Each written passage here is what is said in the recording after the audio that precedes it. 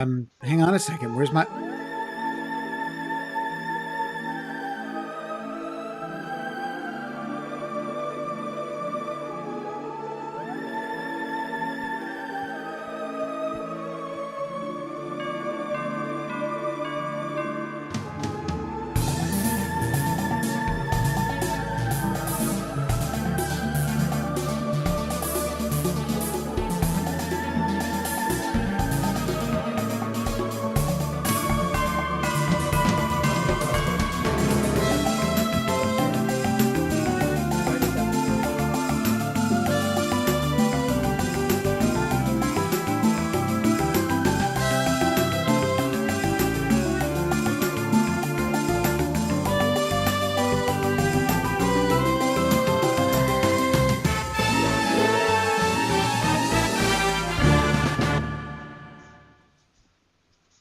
Hello, hello, and welcome back to yet another episode of Dark Shad-Bros. First of all, thank each and every one of you. I would like to thank each and every one of you who tunes in every week and joins us for these. We really look forward to it. I don't know about the rest of y'all, but the three of us certainly look forward to it. It's been nice. We've been more consistent this year than our first year out. So thank you so much. And if you're just tuning in, or if you have never tuned in before, or you're watching this in the replay on YouTube, at the moment we're having trouble uploading to Facebook, so bear with us if you're on Facebook. But please hit like and subscribe on YouTube. It just takes milliseconds to do that. Just hit like and subscribe. It doesn't cost you anything, and it helps us gain more viewership, which I am happy to say every couple of days I see we get a little crop turns up there. So we had 18 this week. 18 newbies. So that's great. And then comment, ask questions. We love, we try to get to them as fast as we can when they're in the, once they've been uploaded for a posterity. So you can always share comments there. Now, for those of you who don't know me, there's absolutely no reason in this whole wide world why you should. My name is Peter Mack. I work primarily in musical theater and cabaret. Done a bunch of off-Broadway shows and tours, including the hit sex farce Making Porn and Frank a Voice Heard, which is quite a leap in terms of genres there. I've written for the Huffington Post, wrote a book called Cinema Salem, a cinematic guide to the Witch City. And I work these days a lot in the cabaret world, both as myself as well as paying tribute to the legendary ladies of Broadway and Hollywood, primarily as Miss Judy Garland, also known as the world's greatest entertainer. So that's, pardon me, as I drop things all over the place here. You can catch me as Judy on the Pickering Wharf in Salem, Massachusetts on Saturday nights. Getting ready to open a new show called Judy Garland and Company here. Not a new show, but here anyway. So that's my story, and I'm sticking to it. And I'm going to swing it over to Michael Panzerato. Good evening, ladies and gentlemen. My name is Michael Panzerato. I am also something of a tribute artist, but in a different scale altogether. I do the love of my life, Jonathan Harris. So you can see me. Well, you used to be able to hear me in a Lost in Space animated feature, but that is no more for the time being. I'll let you know when that's back up. But also now, of course, on this lovely thing that I so enjoy doing. And for those of you who have taken the time to make comments and write in approving of our work, thank you very much. And for those of you who haven't, well, how dare you? Anyway, it's been going to be a fun night talking about a brilliant guy who's been in a million things, and on to the most important member of this trio, the tech, the brains, maybe even the beauty, Dr. DJ Seva. Hey everyone. And the hubby. Thank you. I'm Peter Mack's husband, and beyond that, I'm also a tribute artist, primarily as B. Arthur. Currently, I am playing B. Arthur in the Golden Girls Live here in Salem, Massachusetts, on Friday nights at 8 and Saturdays at 3. Except for this weekend, I found out that I have conjunctivitis. So it jumped eyes this morning. Who knew that conjunctivitis was still a thing when you were an adult? But apparently it is. I'm choosing not to call it pink eye. I'm calling it conjunctivitis because it sounds a lot better. But it is what it is. Cleaning our pillowcases as we speak. So that's my story, and by every once in a while I may look away at my phone or down at the keyboard or to the right to the monitor because I want your comments and questions. and that's the only way that I can see them. If I have an issue with my eyes, I have a cover for my camera, so that means I'm taking care of something with my eyes. But short of that, I'm looking forward to this. Back to my husband. And I'm noticing I'm one step behind again this week, which is also the story of my life. So we'll see. I'm just slightly.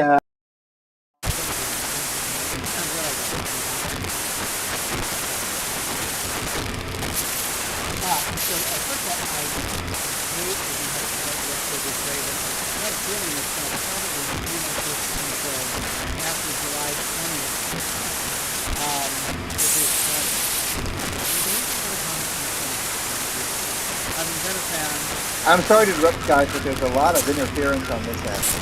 Static. I don't know if everybody's hearing that or just me. How's it now? Same thing. It's like a wind tunnel sound. You want me to go out and back in?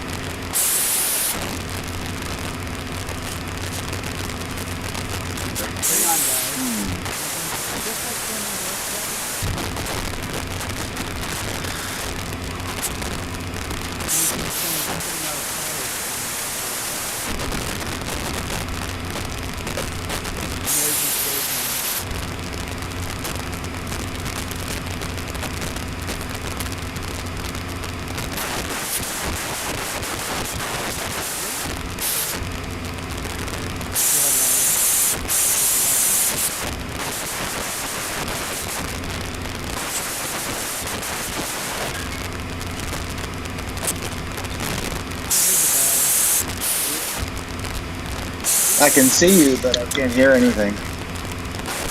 Can you hear me? That's really weird. I can't hear a thing, but now it's crackling.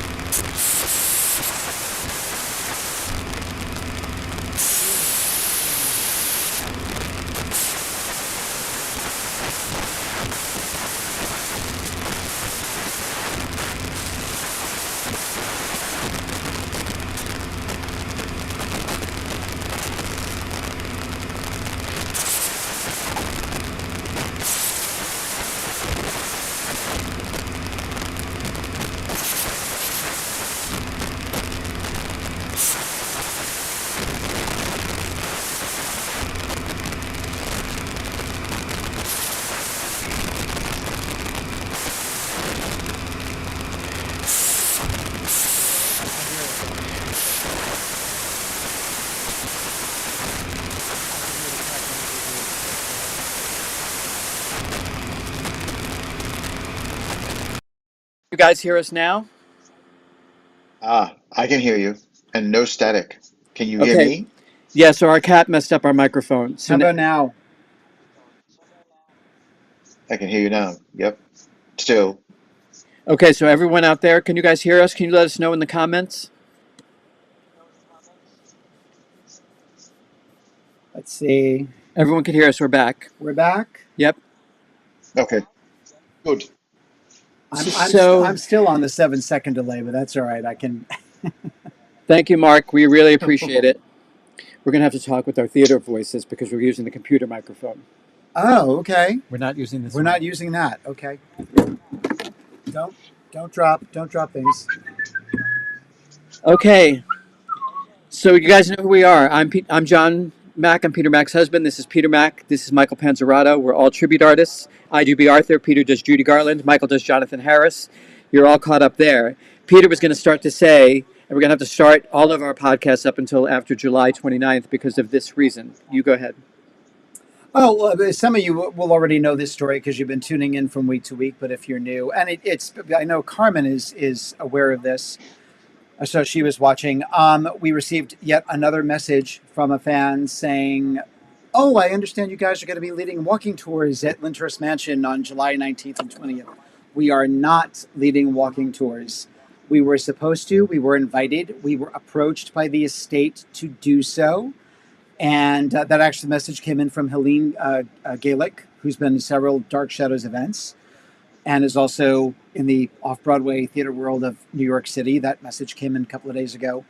And we are not leading the walking tours, guys. We have no idea why. We were invited, and then as quickly as we were invited, about I think 2 weeks later, if my math is right here, all of a sudden we received a notice saying that we were discharged from our services with no further explanation. We asked to find out what was going on, and there was something about internal secrecy or internal confidentiality or whatever, which kind of sort of isn't fair on this end because I kind of feel like someone threw us under the bus. As the kids say these days, that's a little sus. It would have been nice to have been given a concrete reason, and then the event was like we were told it was canceled, and then it was back with a Lyndhurst staff member leading it. And then I believe Carmen was one of those people who received a private email saying, oh, no, we actually are doing those tours with a local Dark Shadows historian.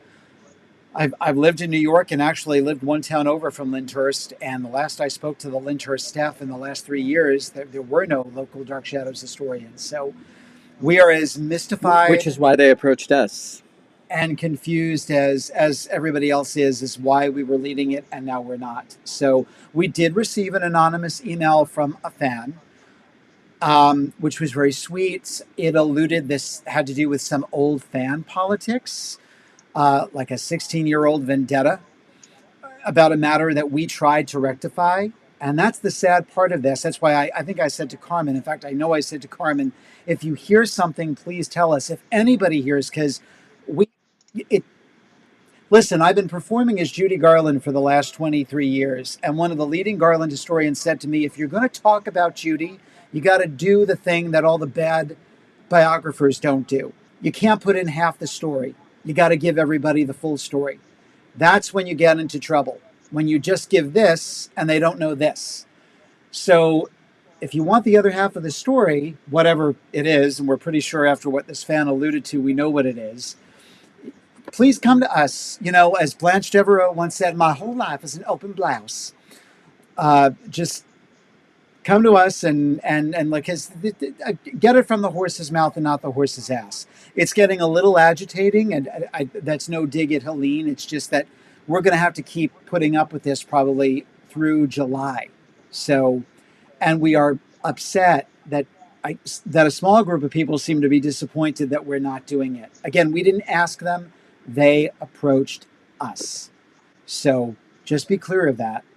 And we were not given any concrete or satisfactory answer as to why we were discharged from those duties. So that's the whole truth and nothing but, guys. So hate to start off on that note, but there it is.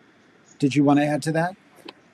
The only thing I'll add to that is that what this fan who was anonymous, they signed their note Betty Hanscom, who I didn't even know who the hell that was until after Peter told me. Right. That's the red herring character in regards to Vicky, is the portrait of Betty Hanscom. Yeah. That another fan has claimed and has spread several untruths about us for a wrong that we tried to make right many, many times over the last 15 years. And more than 16 years. And so the fact that this would sully our name still to this day is just ridiculous. And what's crazy is the woman we called our West Coast mom, Laura Parker, or we called her Lamar, our West Coast mom, if she were here, this would not be happening. Oh, she'd be furious. So she was well aware. She was, if it's what this fan is alluding to, Lamar was well aware of the situation, and she would be having none of this. It can't be any other reason other than what this is. So we've never had ill words with anybody in fandom other than this one particular instance. And the ill words we tried to make this right so many times. I can't even begin to tell Well, you. you try to be adult about things. I mean, ever since this came up, we've been going to former employees. In fact, including one who's worked with us for 16 years, Sky. She's from North Carolina. I don't know if we have any Southerners on the board tonight. She like laughs like a banshee when I do the imitation. We were telling her about the situation. She's like, I have worked with you bitches for 16 years. We've never had a problem. If there's ever been an issue, we have worked through it like adults. We have talked through it, and you got my affidavit. We've got about 8 people now who have said, if you want us to go on and talk about, what it's like to work with you guys, we will gladly do it. So it's nice to know that, Let me address Gary's comment. Anything unresolved just festers. We agree, and this is clearly an example of that. Yeah. This person is still not willing to come to the table after 16 years. So there's nothing we can do except get on with our lives. And in fact, our social worker and my psychiatrist both said, you guys have tried. It's no longer a commentary on you. It's a commentary on them. Okay, let's get back to the show. But let me just add one Yeah. other thing there. It's Yeah. it's the Melissa Gilbert thing. Last year Little House had its 50th anniversary. They did all these events, and Melissa goes to some of them, but I think she was only going to 2. The big one in Simi Valley, where they had 18,000 people show up.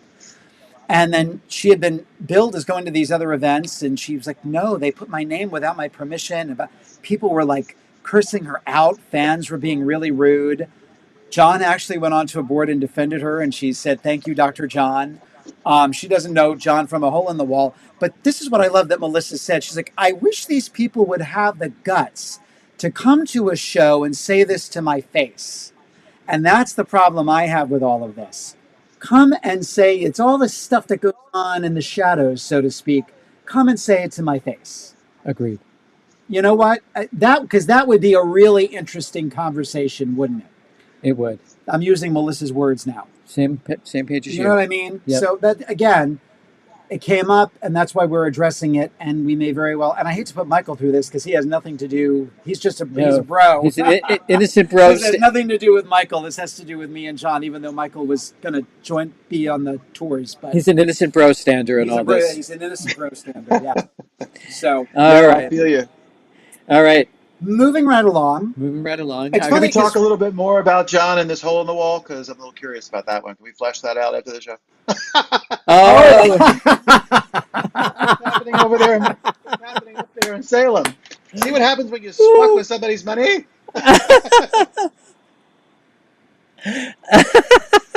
Boy, they. Adult show. Anyway. It's funny because we recently talked about the NBC Dark Shadows, and how essentially Warren Littlefield was the person who screwed that show over. It wasn't the Gulf War. And I grew up, I was a huge, still am, and I've been getting reacquainted with Alf. Alf was one of my favorite shows, one of my favorite characters. My mom loved the show. We never missed it. She bought me the official Alf costume the second year it was on for Halloween, and it was like the real deal, the real furry costume, not like some cheap box costume. you just went out. Oh, can you hear me? And also, We can you've hear also you. just become one of my wife's favorite people because that's her favorite show ever. Oh, wow. yay. Yeah, I've been getting Dark Shadows, Her Lost in Space. Does she belong to the Alf YouTube group? Probably. Because I'm always watching it. Every day they put up new content. It's amazing. Sorry. But no, it's interesting how Paul Fusco, who created Alf and was the voice and the puppeteer, and who is currently working on an Alf movie, said, when Brandon Tartikoff stepped down and Warren took over, and we were promised, you may not get a new season, but you'll at least get a movie to kind of like have closure with your fans. Warren Littlefield totally ignored all of that. He totally threw it into the garbage. So, and I have such mixed emotions about Warren Littlefield because apparently he's the reason The Facts of Life stayed on the air all those years, which is another one of my favorite shows. I love Charlotte Rae. But yet, he screwed over Mama's Family. He screwed over the new Dark Shadows. It's more and more and more. I keep disliking this guy. So just wanted to add that in there in terms of, adding to the fact that, my God, he screwed so many television shows over, including our beloved 1991 Dark Shadows.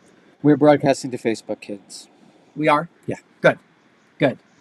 Good. Now, the character we're going to talk about tonight, sadly, was not a part of the 1991 Dark Shadows. I don't know if they were even going to go down the Paul Stoddard, Jason Maguire rabbit hole. But without question, Jason Maguire, and I think was one of the most delicious, absolutely scrumptious villains that the show ever produced. And I can't imagine anybody but Dennis Patrick playing that role. I mean, he's the villain you love to hate. I know a lot of people, when they show the clip or just the picture of Barnabas grabbing him from the coffin, which is actually not Jonathan Frid, that is Timothy Gordon. Funny story about that moment. That's actually Jonathan stand-in Timothy Gordon, the ghost of Jeremiah. What's the funny story? Well, I'll tell that. But Okay. it's but you know, Jason only exists because of the teleplay that Art Wallace had done called The House. That was done twice live for television, and only one version they've been able to find. It's on Dark Shadows, the Dan Curtis documentary, Master of Dark Shadows. And that kinescope is on there. And I'm trying to remember which of the famous people, but that was kind of the hubble of what they used for Shadows on the Wall, which would become Dark Shadows. And the names are reversed because it's Elizabeth is the daughter and the mother is Caroline, I believe. And she's holed up in the house and she doesn't want to leave because the husband has been gone for 18 years. And then we find out that it's this seaman who shows up out of nowhere and is blackmailing her until we learn at the end of the pilot that it was just an empty trunk. You know, they go to dig him up and he's not there. So she's been a prisoner all those years for absolutely no good reason.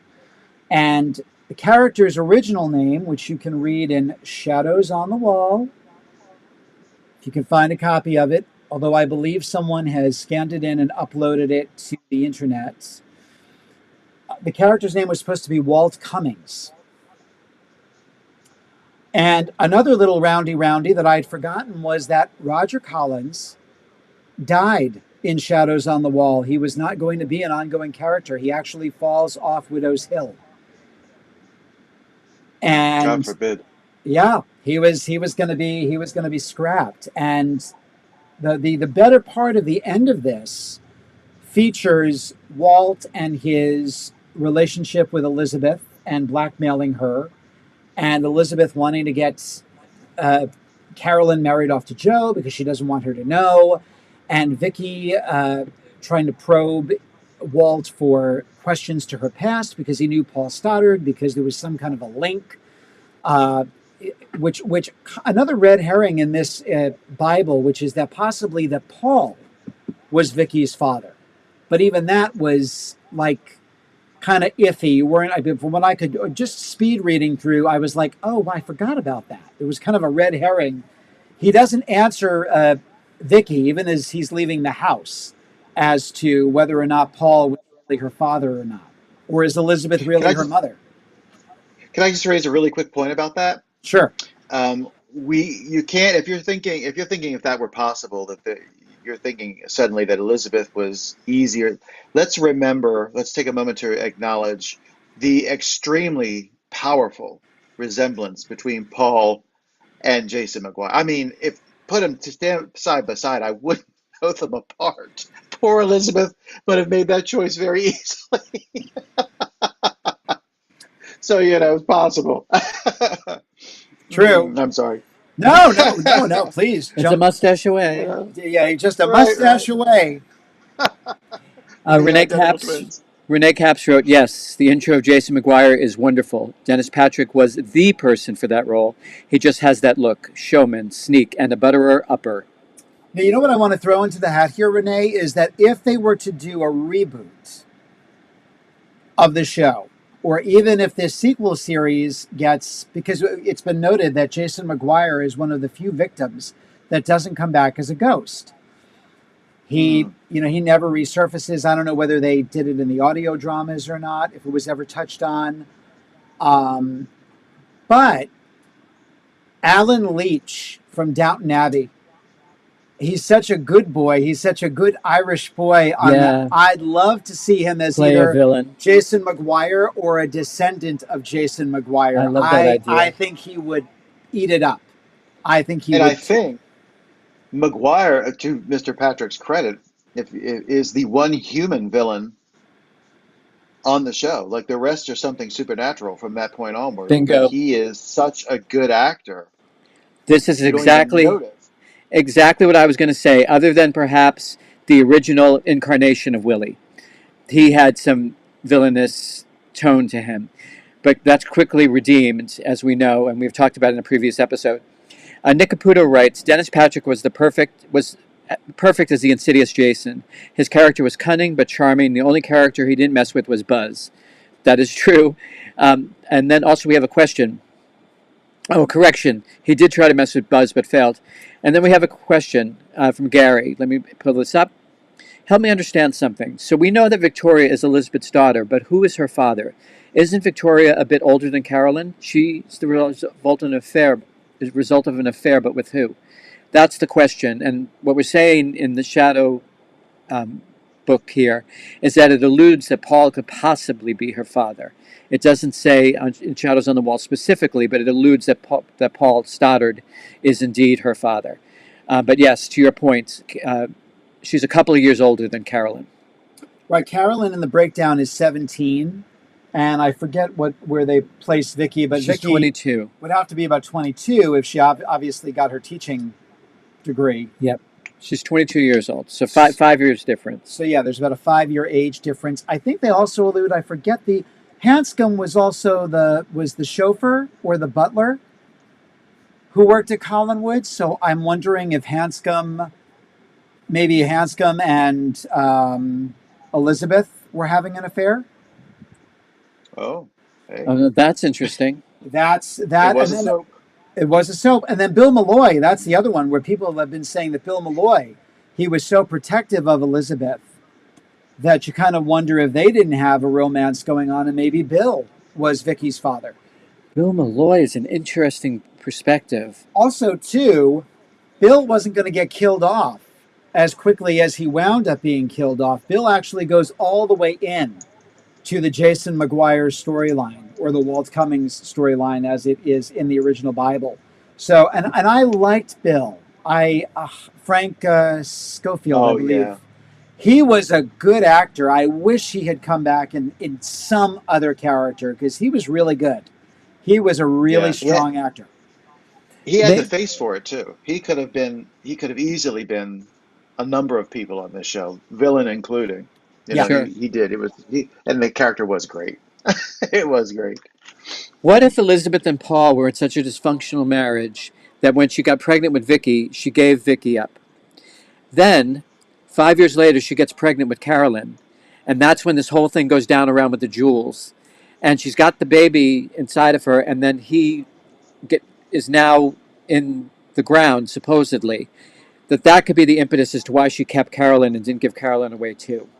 So many different ways we could go down this road. Don't mean to hijack the Jason story. Let's get back to that. Oh no. I mean, since that's why we're here. But yeah, there's a lot. I'm looking at what Gary is saying. There's so much about Frank Garner starts going through the files, and there's everything that, including $240 and syntax for Victoria Winters, plus $1,000 that was given to Vicky just before she left for Collinsport. And it's like there's all of this stuff that leads in the direction that somehow Elizabeth is connected. She's unequivocally connected to Victoria. So, and we should take this time to mention Laura Parker's book, Heiress of Collinwood. Right. Which is such a brilliant read. And it's such a brilliant read that focuses specifically on Vicky being the heiress to the estate. There's a whole Sonny von Bülow plot that's a sideline, which is interesting given the fact that Alexandra Moltke played Victoria Winters. But there's, I love the ending of that book. Sorry. Go ahead. No, books are no, no. great. Well, yeah. The books are Can't wonderful. say it enough. Can't say it enough. Absolutely, absolutely, absolutely.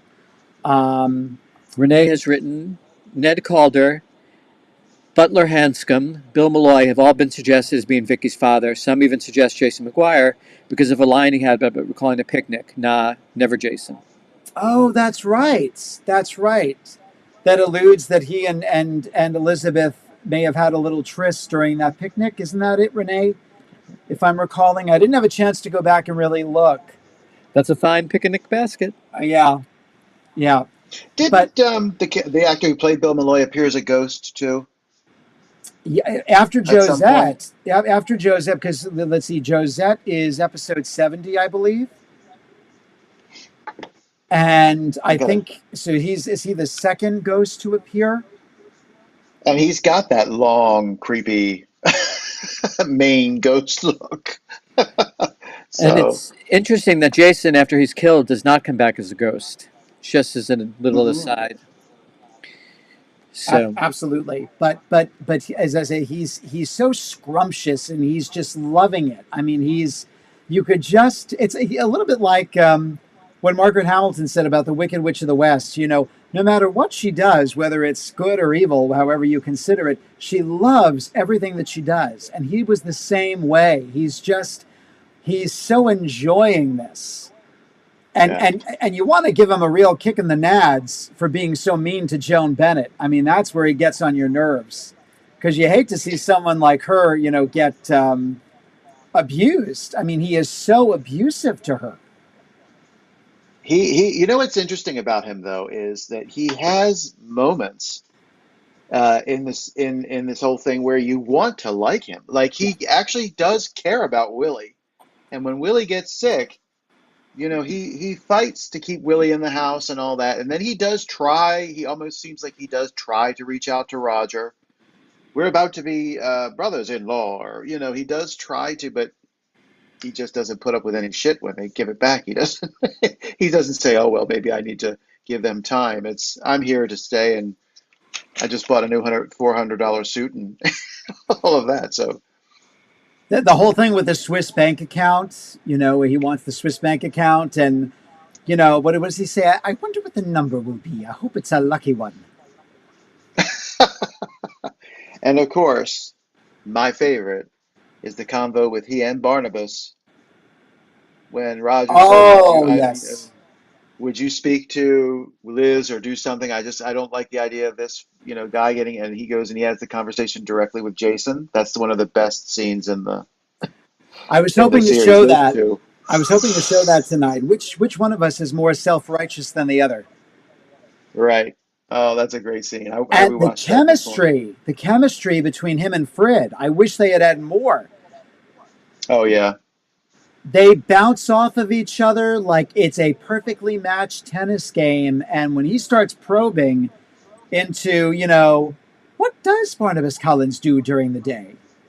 Come to think of it, I've Yeah. never seen you during the day. Yeah. It's wild. That's why I said he was a villain. He was a villain like all of the supernatural villains on the show, but he was human. And I think that if he had stayed on, he would have been as much a nemesis to them as Julia was an ally. As Julia Absolutely. was the Agreed. ally, you'd have had to try to stay ahead of him. Sure. So he was a brilliant, brilliant actor. Great character. if by chance you go off, Cameron, they can still hear you. Oh, okay. I wasn't sure whether they could or not, because again, I keep getting delayed here, so I apologize for that, folks. Oh, at his demise, when he finally gets it, and Michael and I have talked about that many times. Barnabas sitting by the fireplace, and there's that perfect trunk that looks like it's right out of a pirate ship, and there's all the jewels and the way that, especially in black and white, the way the black and Oh, white lights catch all of the jewelry, and it sparkles and shines, and he's watching through the window.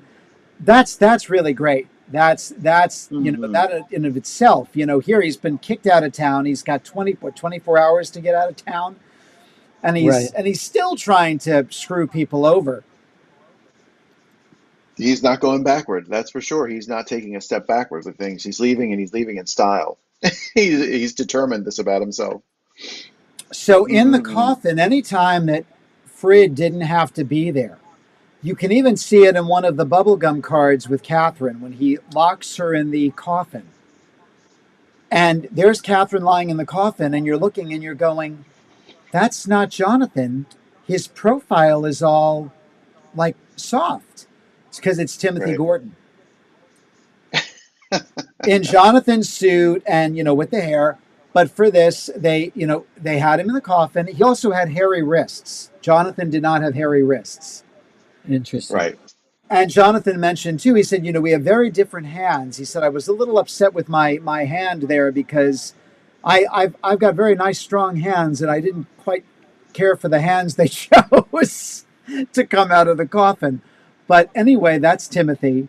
And he said when they're playing the scene, and you can see the marks in the rehearsal, they were pounding. They were pounding on the lid of the coffin. And Timothy said, my nose was right underneath. That's how small the damn thing was. So they kept hitting me in the nose. So they got to the end and they opened the coffin lid and they're giving notes. And they said, now, what about you guys? Do you have any suggestions? And Timothy said, yes, I do. Can you tell them not to be so goddamn melodramatic? They're beating the shit out of my nose. I'm getting a rhinoscopy in here, a forced rhinoscopy. Right. So Jonathan Mm. wasn't kidding about the coffin being too small because Timothy's nose was right up against it. So yeah, that was that little anecdote about his demise. But all of the stuff leading up to that, and you're never quite sure where the story is going to go because he really thinks he's going to get away with this. He's going to be the Yeah. master of Colin. What he does to Carolyn when he tells her, you've got, after the wedding, you're out of here. Yeah. Not a good stepdaddy. Nick And Caputo. Nancy, and I'm sorry, Nick, and Nancy, he and Nancy really, they worked so well off of each other. Yeah. Yeah. What's this? What happened with Nick? What happened, Nick? Nick brings up one of his last scenes with Vicky at the Blue Whale was perfect. He was still menacing and having her think about her future. Right. He says, I was in this vicinity 18 years ago, and I may have certain answers to certain questions that you've been asking yourself. It's something to that degree. And then Vicky, blows him off. She storms out of the Blue Whale. But yeah, he really screws with everybody that he can. I always got the impression he was talking about your Elizabeth's daughter, but that's just maybe just conjecture. Well, I think that's it. Exactly. Mm-hmm. He was, which again, they do allude to. The only thing they kind of got rid of is the fact that David and Jason are supposed to become good friends because David is so devious and Walt, Jason, seems to encourage it. He seems to encourage David's deviousness. Oh, wow. Now, that would have been a neat thing to see develop. Yeah. Well, especially during the whole Barnabas tormenting David era, And remember, Roger would have been gone. By this point, Roger has fallen off Widow's Hill, according to the Bible. So Roger's not on the scene anymore either. So, Roger, David, why won't you answer me?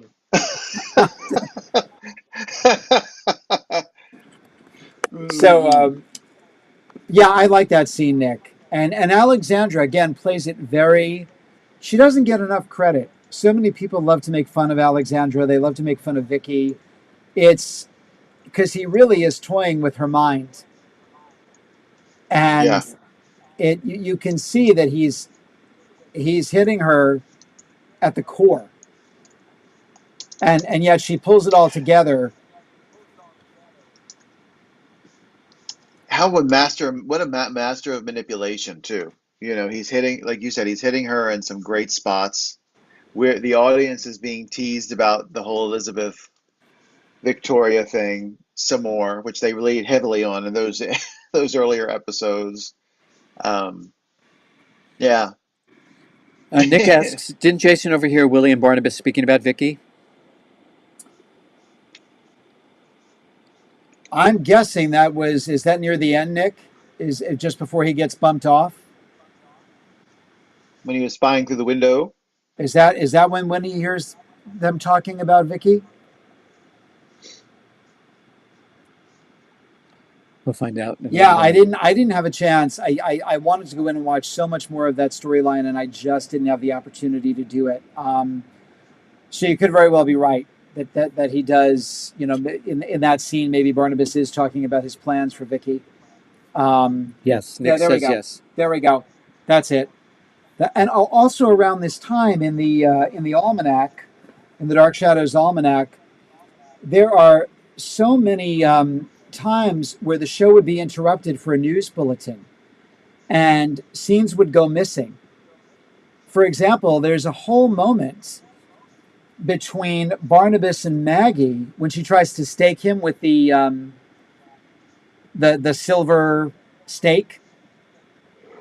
There's a whole exchange that is missing, and when you see the actual episode, he says, "You still haven't answered my question. What were you doing with this tool?"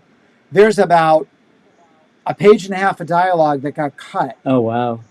Because of it's in the almanac. You can read it. The exchange is there, but there's also stuff that happened with Jason that's missing as well. That was for some reason they kept getting preempted in that time frame, and so like scenes would just go whoop.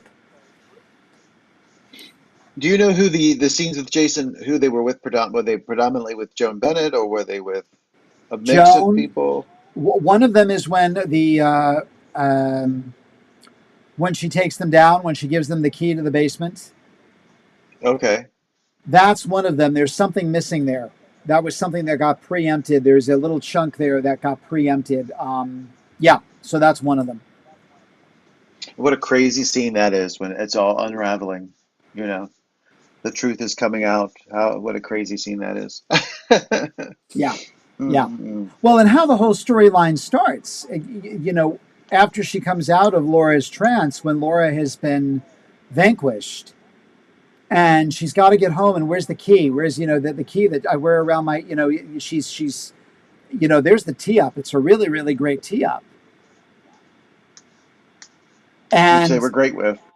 And the first time we see him, well, it's not the first time. It's at the Blue Whale. Pardon me, it's at the Blue Whale. And then he goes into the Collinsport Inn and lays the charm on with Maggie. Another great scene. Another really, really great scene where he's talking about he was abroad and only sailed on big ships. So tangentially, we're going to have to address this Paul Stoddard being the father of Vicky. But maybe Paul Stoddard knew something and told Jason about Vicky, says Collinsport 4099. Thank you for rejoining us this week. We really appreciate it. Yeah. Oh, I mean, the possibilities are endless, Collinsport 4099. It's absolutely. We don't know. We really, even with Joan Bennett looking into a home video camera and saying, indeed, Victoria Winters was my daughter. And the reunion episode. And Jameson Selby is right, saying where she does actually say in the will, Vicky is your sister. You need to go find her. Now, for those of you who weren't at that festival, let me just hijack this for a moment. We were in the second row, and the whole cast was doing the teleplay up on stage. And when they got to the moment and the tee-up, everyone around me was crying because you knew it was coming.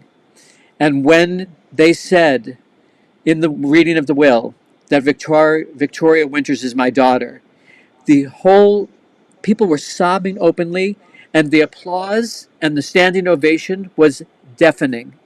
It was one of the most amazing theatrical experiences I have ever experienced in real life. Equal to seeing Christine Ebersol in Grey Gardens, equal to seeing Bette Midler in Hello Dolly. It was that powerful.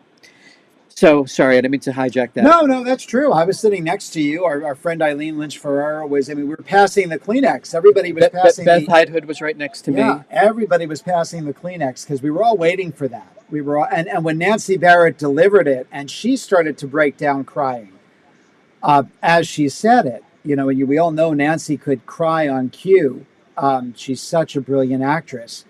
I don't think there was much acting there in terms of that. I think it really came from a true place. But yeah, it was a great movie. It's great on the recording, but to have been in the room when they actually did it with all the fans, it was great. That was pretty cool.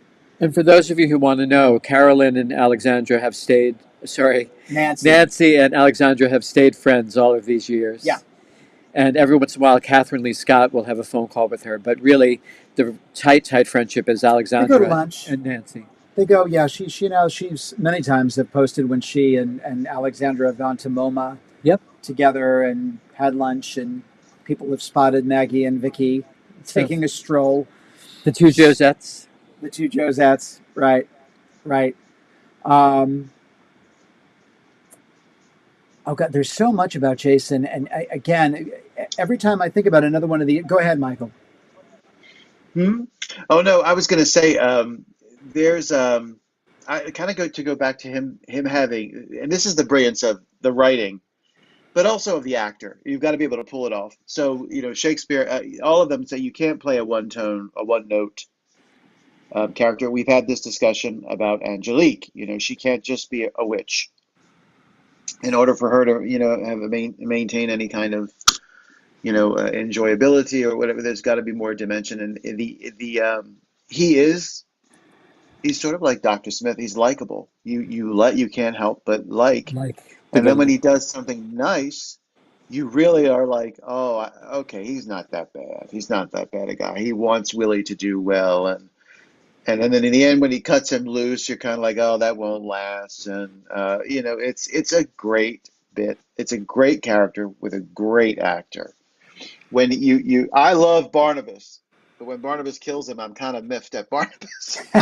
and I love Barnabas, but I'm like, you couldn't have found a way around this or something. But for Willie's sake, because Willie's so broken. Yeah, and of course now let's look at. How do you solve a problem like Willie Loomis? You've got James Hall, who I know is a very nice man. He goes on to a lot of the boards. He was only there for a week, I think. And Dennis is great.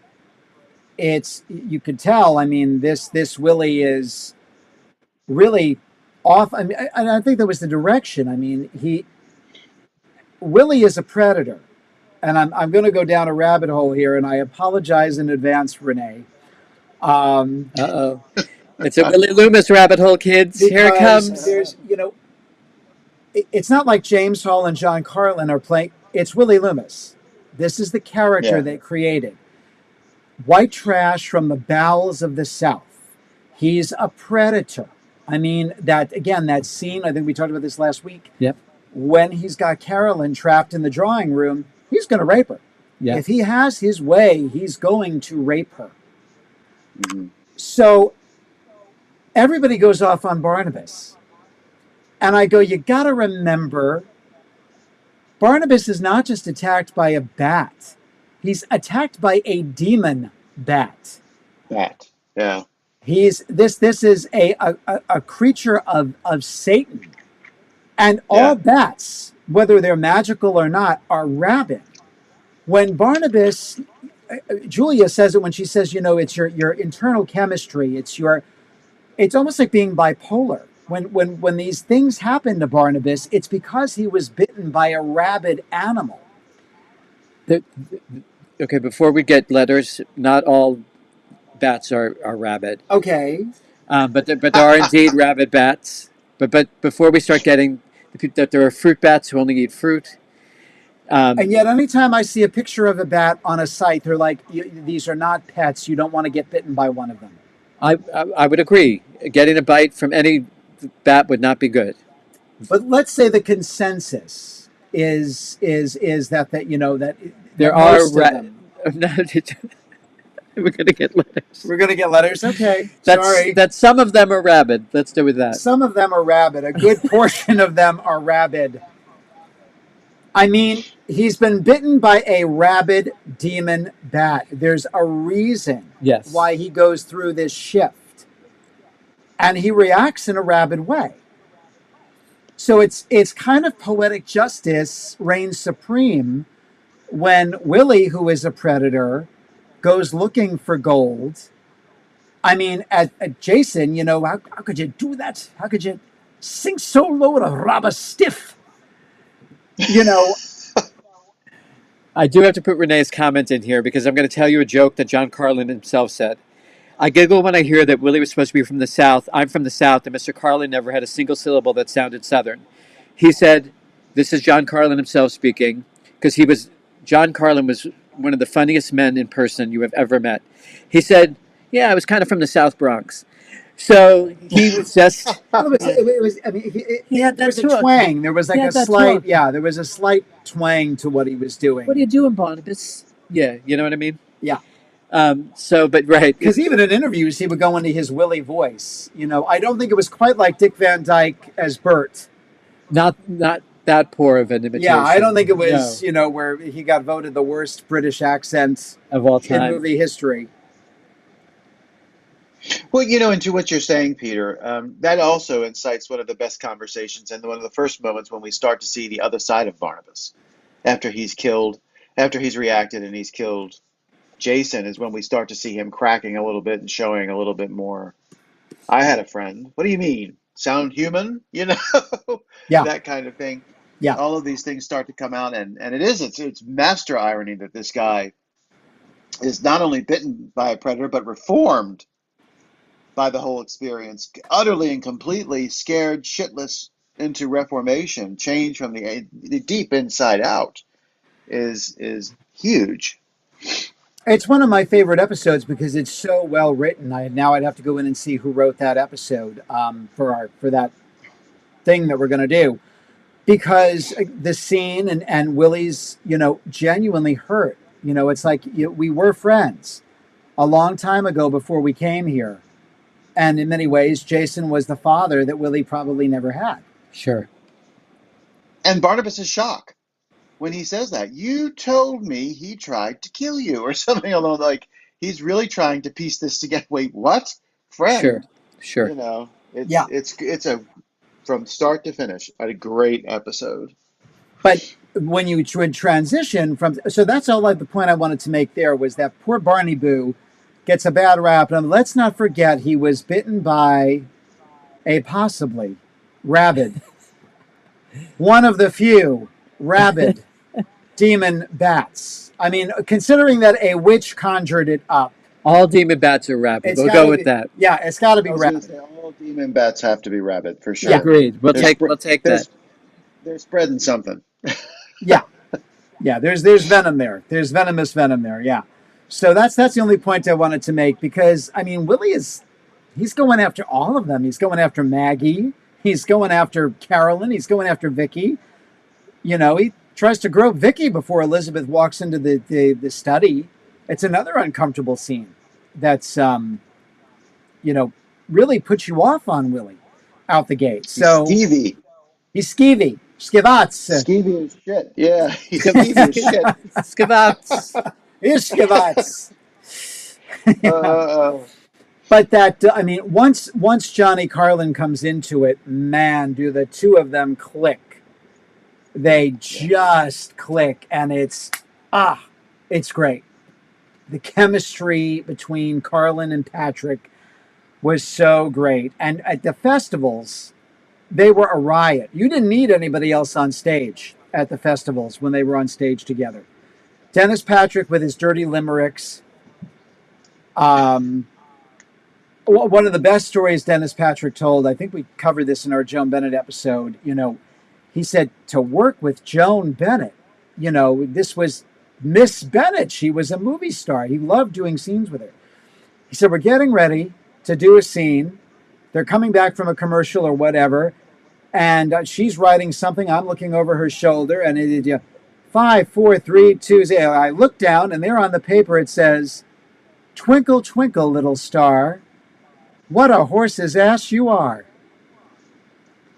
And he said, we have to go on with the scene. If they get through the scene and now they cut and they go to either a commercial or to the others, oh my God, Miss, I don't know. Did you see that? And she went, yes, I wrote it. To loosen him up, maybe. She said, I came home late night in Hollywood from filming, and one of my former husbands pinned that to my pillow.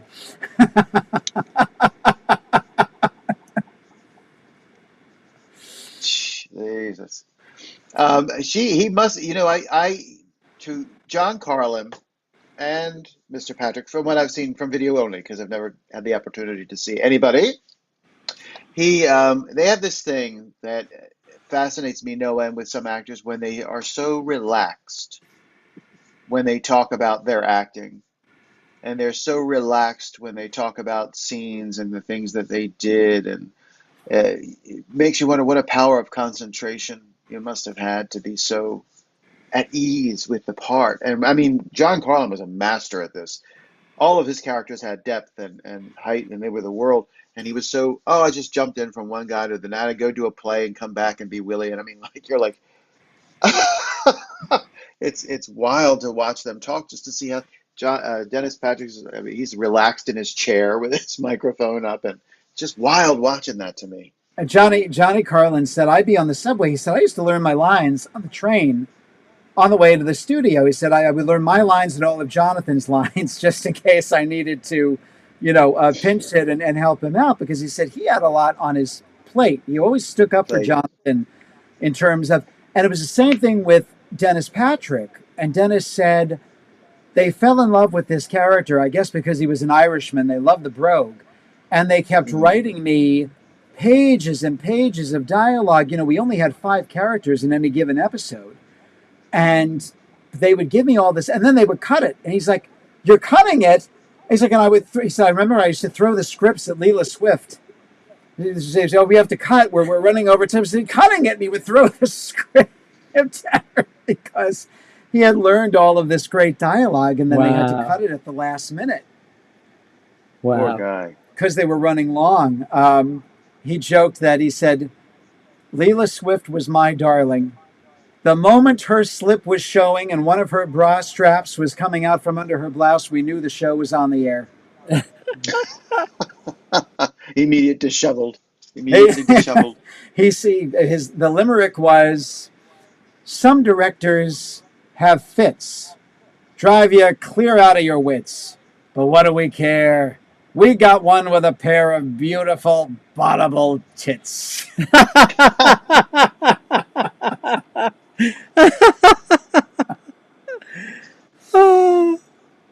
Dennis Patrick. Oh gosh. But they joked all about. He's like, weren't you?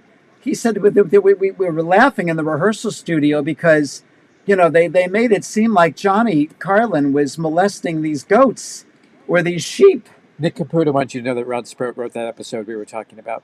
Ron, there we go. Oh, Ron, there it is. Ron was a gem. A lot of my favorites are Ron and Malcolm Marmelstein.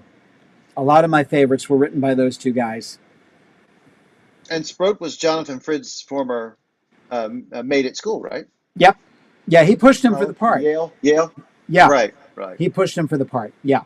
Who wrote the Grayson monologue in the tomb? Oh, when Grayson's the Home Alone episode? Yeah, I don't Sam? know. I don't know. Sam was not on the show yet. Interesting. I don't think Sam was on the show yet. Because it's brilliant. Or wait, no, Sam's first episode is Roger, I wish it were Roger. Roger. That's Roger. That was the first episode Sam Hall wrote. I wish it were Roger. Roger. Roger. I wish it were Roger. Yeah. Sam Hall wrote that episode. Nick Caputo just wrote us. There you go. Okay, so that was early on in Sam's tenure. There we go. Yeah. And that's a lot for an actress. Again, I've seen fans make fun of Grayson for that. I think she pulls it off beautifully. I mean, she's supposed to be having a nervous breakdown. What are you going to do? All right. How do you pull that off? How do you translate that in a There's half no, hour? there's no truth to the story that she was having a fight with Dan Curtis, and that this was a result of that fight where she had to carry the whole episode by herself. There's no truth to that at all. No, there was some money. Oh, RJ Jameson said there was some money issues, and so they said, well, if we could get a few episodes with just a few characters in them, and so that episode, it's Julia, Barnabas, and Carolyn. I think that's it. Sarah, mm-hmm. maybe Sarah. I think starts out, however that works. And also, let's give it to Sam, because when that blood starts oozing out of the wall, as a kid, I thought that was so cool. I was like 7 years old when I saw that. And I just thought that was the coolest thing when the blood starts oozing out of the tomb. I love it when he's at his worst. When he's at his worst and he's doing all those normal vampire things. Yeah. Planting a germ in someone's mind. Great. Mm-mm-mm. It's great. Now, It's I have great. to say too, Dennis Pat, when he was in an episode, the energy of that episode was usually, not that the others weren't brilliantly doing their work, but was him. He was running Yes. that. The heart of that episode was Dennis Patrick's work through the entire episode. I noticed that today watching. I was like, wow, he's really got like it almost. And this is way abstract, but it almost reminds me of in the Two Towers when you've got Gandalf running everywhere, all over the movie, running to this place and running to that place and running to this place to convince them that this is coming and that's coming and this is coming. That kind of running around, maneuvering the chessboard thing. That was all him, and I think never lost his cool. Always looked great. You know, he always had the suits, the turtlenecks, the hat, the sailor hat, and all on the raincoat. I love the way he dressed too, with the little pea cap and everything. Renee just wanted us to know you all just made my evening with the Grayson Hall tribute there. So Oh, thanks, Renee. Stay tuned. Stay tuned for more. Renee also said the blood in the wall thing was so Ghost and Mr. Chicken, but I don't know which came first. Oh, when did Ghost and Mr. Chicken come out? Is that 65? But definitely that came first. Definitely mid 60s. Yeah, it's color. It's a color film. Well, I mean, they were all color, but for the most part by that point. Yeah. Yeah. Did that have ghost blood coming from the wall? It must have. I've never seen the Ghost I and always thought Mr. of Chicken. Amityville. I only thought of Amityville when the blood coming out of the wall. That's the only thing I ever Such a thought scary. Peter and I used to pass that house all the time. We used to live out in Long Island. And it dawned on me too just now. Jason interacts with everyone. He interacts with the crypt keeper.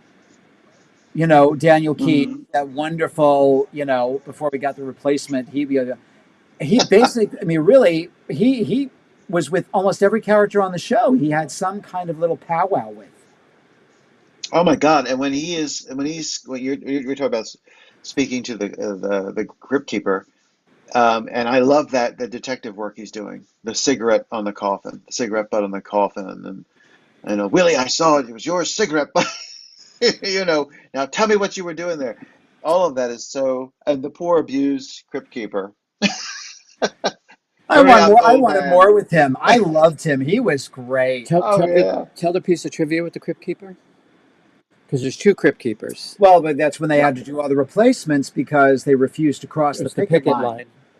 So, the original crypt keeper, who was amazing, he refused to break the SAG strike. It was him and Robert Geringer and Dana Elkar, and the others did. And then there was the filming that they did. Catherine talked about this at Lyndhurst. This was during the big strike that was going on now. What they would do is one of the fan, I'm sure they meant no harm, but they kind of sort of made Catherine feel bad, which I thought was wrong. Go ahead, John. In defense of that fan, I will say that we had just come off of the SAG strike. Yes. And so the question was innocently asked. But I could understand why someone would be bristled by it, because it is a fact that Dark Shadows, in order to circumvent the picket lines, changed their shooting schedule. And many of the episodes were actually shot on Saturdays and Sundays. When these things would happen, he would bring them in, and I think he paid the fines. Curtis paid the fines for the other actors. Yeah. but there was that contingency that they would not do it, so that's why they were axed. And this was a few-week period. This went on for some period of time, so it wasn't just a few days; it was a few weeks. But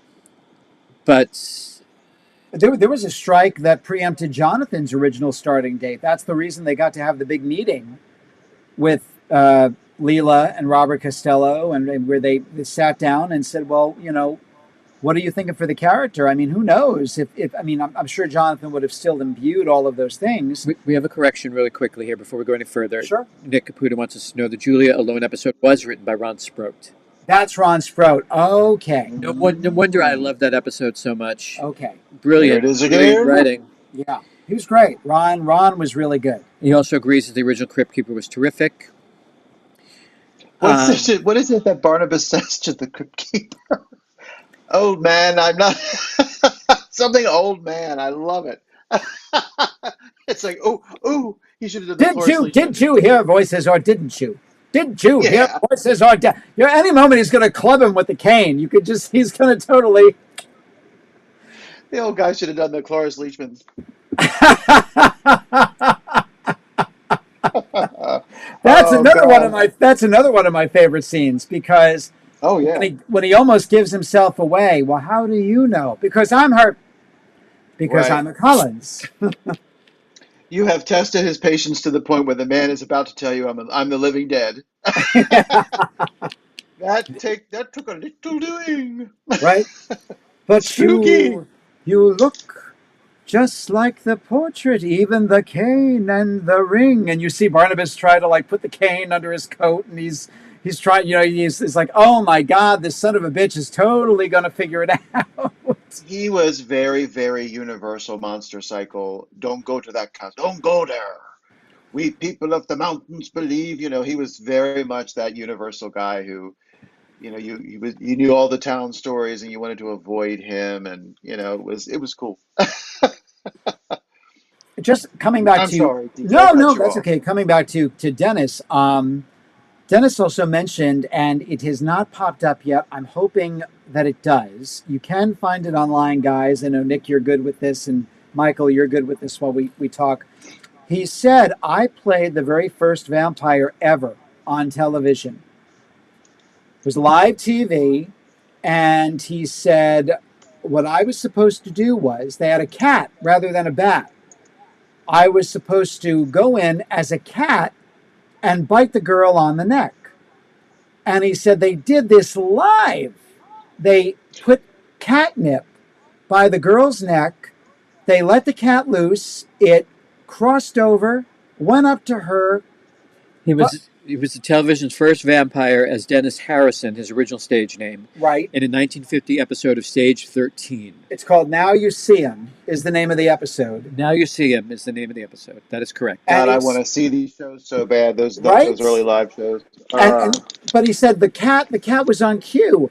And they cut away, and all of a sudden they cut to the other side of the bed, and there he was standing there. He said, like now, and this is 1991, he said it would take them 2 weeks to film that scene if they did that now. Yeah. Oh, yeah. And it would be CGI anyway. They'd spend $1 million instead of trying to think their way through it. He has a fan site, Dennis Patrick. It's a nice fan site, it looks like. I didn't know that. Fan site. It's got a little bit on Barbara Kaysen as well, his wife, who was also fairly well known, fairly busy character actress, also in Hod's House of Dark Shadows. Yeah. So she died way too young. Oh wow. Yeah, she really did. I was reading 1990. Yeah.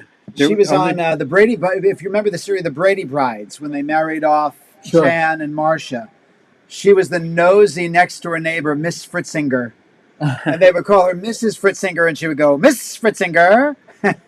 I remember her from a very obscure show, Carter Country. Oh, sure. It was about a handle it. I loved. She was the sensible. I think she was a secretary or something for the sheriff. She was on the Gary Shandling show as well. Some really funny stuff. And Madam, come on now, she did an episode of Madam. Madam, I love Madam. Stayed up late on Sunday nights to watch Madam on USA. This is one of Peter's unrequited still wants to do in his lifetime is get licensed to do the Madam Puppet. I'd love to. I Oh would my love, God. because you can rent it out. You can actually rent it out. So that's on my list of things to do. Because Peter's Madam impression is so fucking brilliant. It's fun. I Madam is love fun. Madam. Brilliant. In fact, That there's laugh. Sarah Joy. I got to meet her. Did you really? I forgot her name. She She was was a real big thing in the 80s brilliant. in Vegas. She was on Vegas, and she had a sister who was also very lovely. And Landers. And that's it. That's it. I The got to meet Lander her. She came sisters. to a car show in Baltimore, so I got to meet her. But I loved Madam. I was all about. Oh, She got on William Shatner. She made him sing the national anthem because he was Canadian. Remember that? Oh, so Can't finish it, funny. can you? Mm-mm-mm. sorry, guys. That's my little girl. That's Elfie, who just defied gravity to get in the shot Show here. Elfie's face, the camera. You want to turn around? You want to be a movie star? Be a movie star, Elf. You could do your Joshua impression. There you go. Aw. Oh, who's a baby? Who's your baby? Oh, she's so pretty. Um, Barbara Kaysen, Oh, she's licking. one hysterical lady. But Dennis said that first year, Was he she at your came- first festival? What was she? What? Was she at your first festival? I never got to meet Barbara, Okay, and then she passed away. got it. And he said, she got me involved in all of this. It was Barbara. She said, first of all, he said she was never in the damn thing except she dropped the plate in the movie. That was it. I said, we need someone. I said, well, get Barbara. So that's it. He said, all right, I just dropped the plate. That was her, contribution to Dark Shadows. And he said, I was never terribly kind to autograph people out the gate.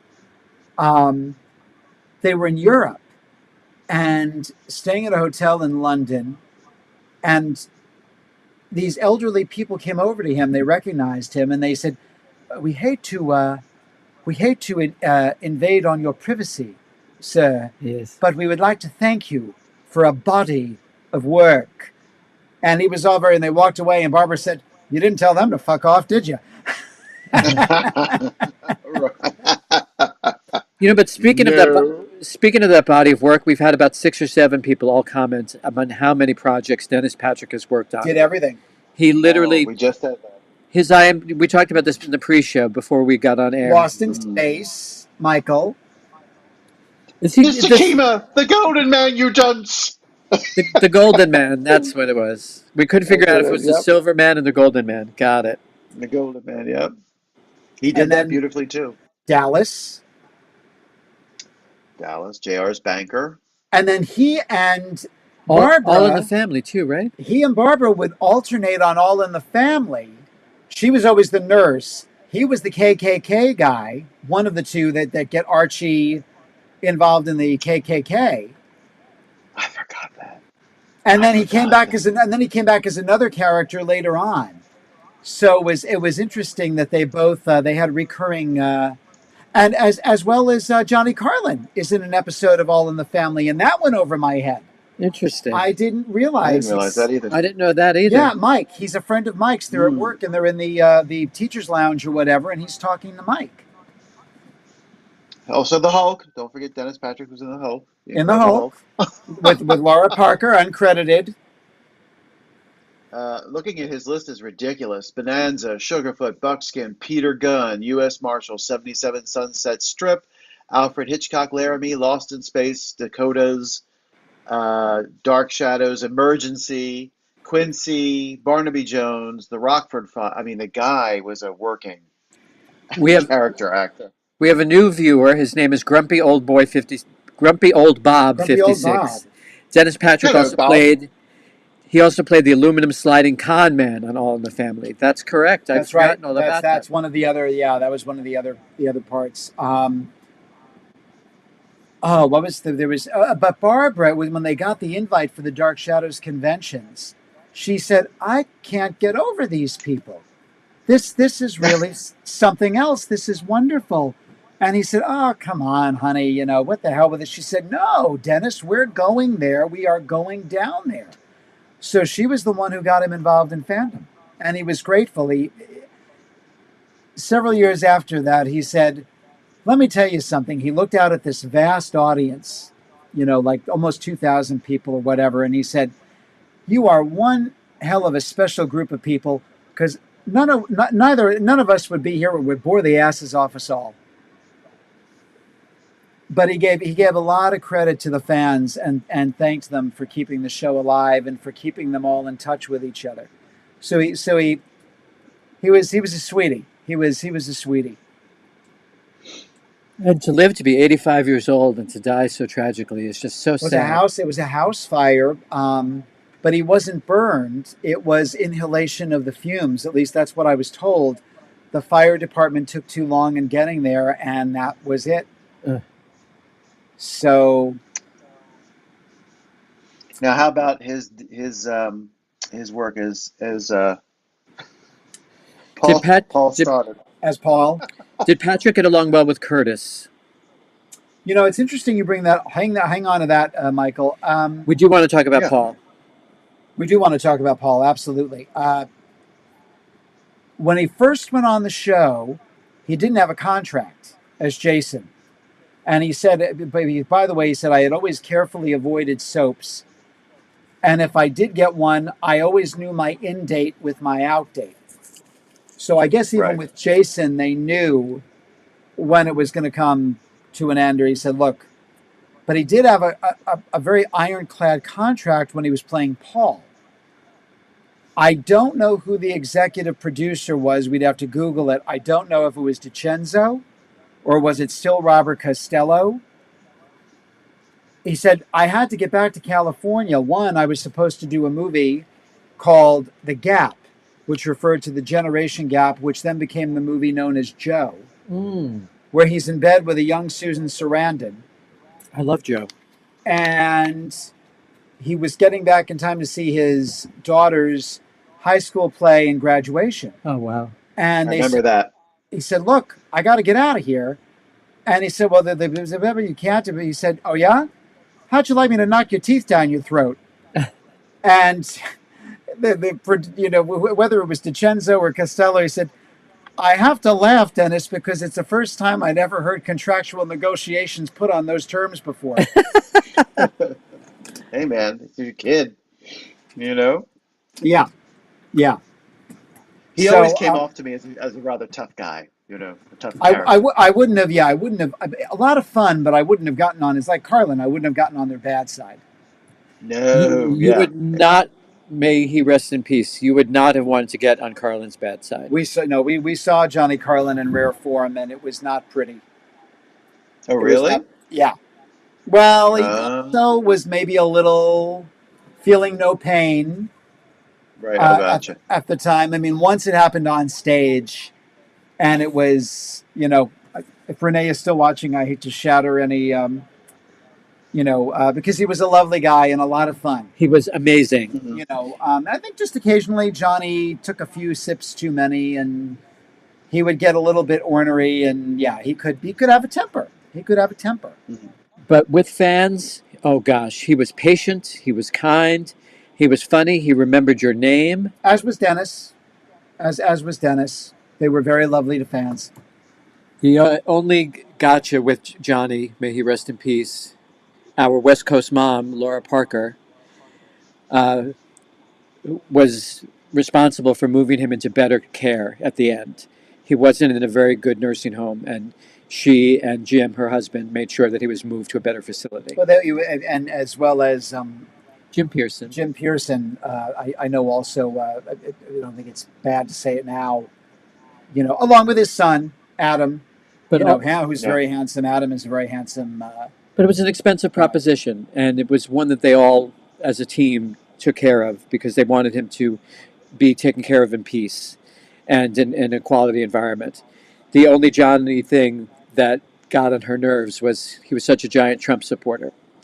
And so every time he would talk about Trump, every time he would talk about how much he supported Trump, one time they were visiting, it was Jim on one side of the bed, Lamar on the other side of the bed, I won't tell you the rest of the story, but suffice it to say he was a Trump supporter. She was going into Angelique mode. Let's just put it that way.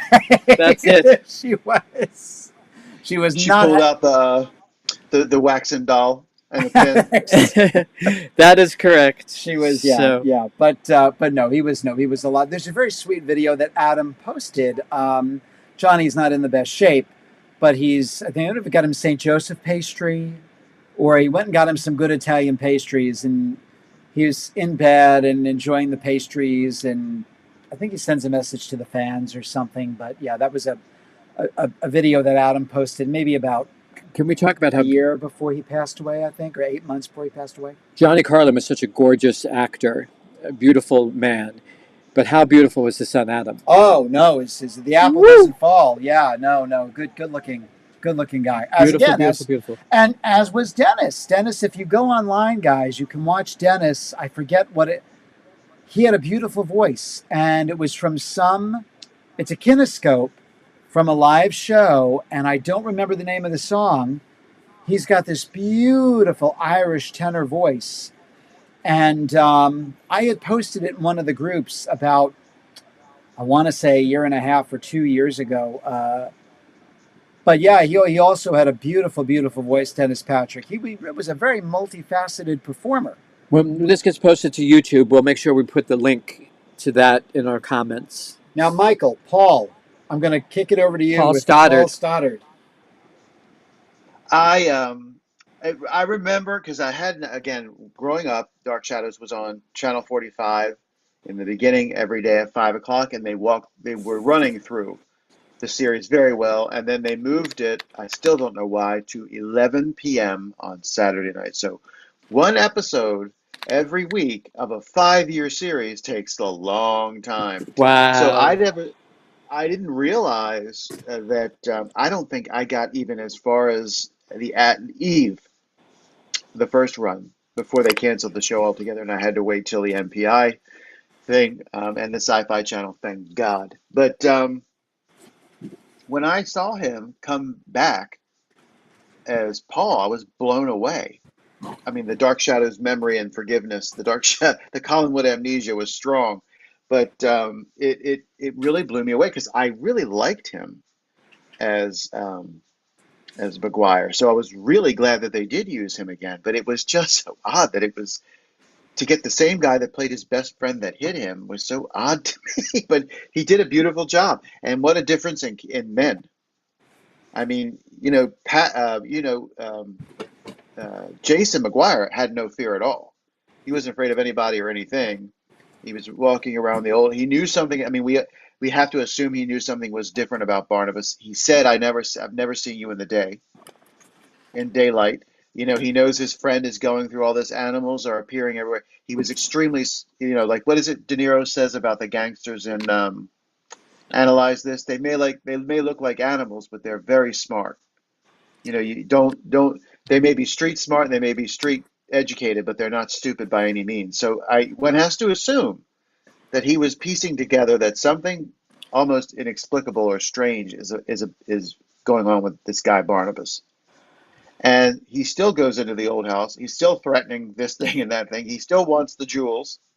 So but then you have Paul Stoddard involved with the Leviathans, which is almost like a Peter Vincent kind of, Dr. Smith curled up in the corner, sucking his thumb kind of a character. It's just, again, a testament to the man's and no Irish accent, of course.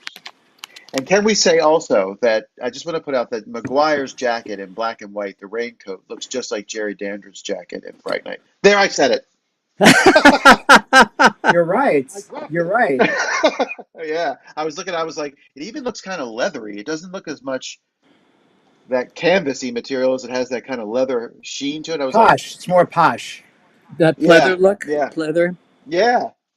So I don't know. I agree with you. I mean, the character that shows just how versatile he was. Everything you said. Paul is cowering. It's funny because we see the flashback, and the actor is Joel Fabiani, who we only see quickly in profile. And I remember when I watched that originally, I thought it was because you weren't seeing the face.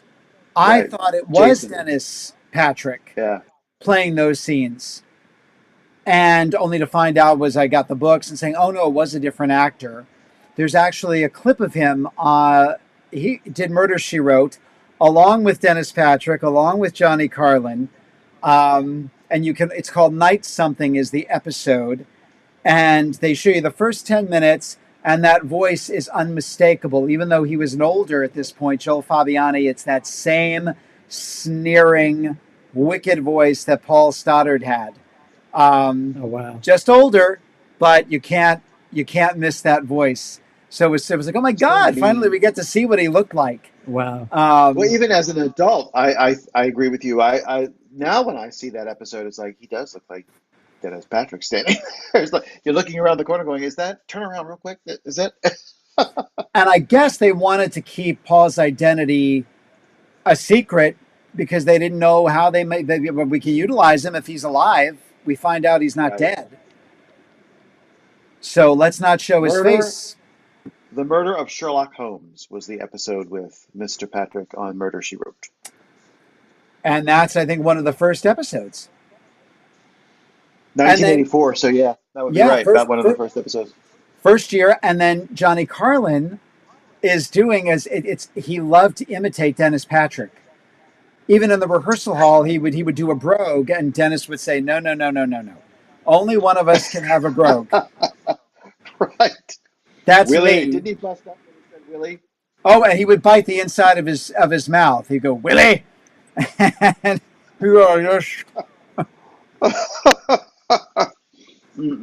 chewing the inside of his mouth. But he does a little nod to Dennis Patrick on Murder, She Wrote, because he's laying on the thick Irish accent. And he turns out to be the murderer. And it has to do with jewels. It has to do with this secret stash of jewels. I think I remember that now. Yep. Holy shit.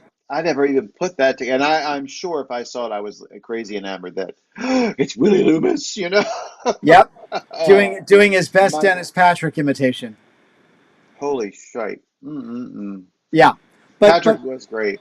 Paul is very pitiable. I actually feel sorry for Paul. Oh, sure. And Carolyn, and not so much Elizabeth, but because she's ready for him to go. But Carolyn is, she's finally, every time that girl gets to a point in life through that series where you start to feel like things are going right for Carolyn, it's always the rug is pulled out from underneath of her. Yeah. Always. Of all the characters. She says her luck in love is, don't get married, Carolyn. It don't work for you. It's just as bad as Barnabas. Thank you, Vincent Gardenia. We actually have a new set of viewers. They're actually watching from Guatemala. Oh, wow. So, hola, saludos to you as well. Welcome. My Spanish is horrible, so buenos dias. And I know there are so many. Thank you for joining us. Thank you. This is exciting that you're seeing us all the way from Guatemala. Thank you. But I really they're not in-laws. I really feel sorry for Paul, especially when they go back and you see the deal being struck by the man who refused to sleep with Blanche Devereaux. Oh, Ham Lushbow. Oh, actually, looks like a ham. Michael. What's ham short for? My guess would be ham and eggs. Hey, Michael, they're saying hello to you. They know you from Guatemala. Oh, wait. Ronald. Oh, I should have known. And I'm saying, and they're not in-laws because I can't see it. My face is actually over their name on my screen.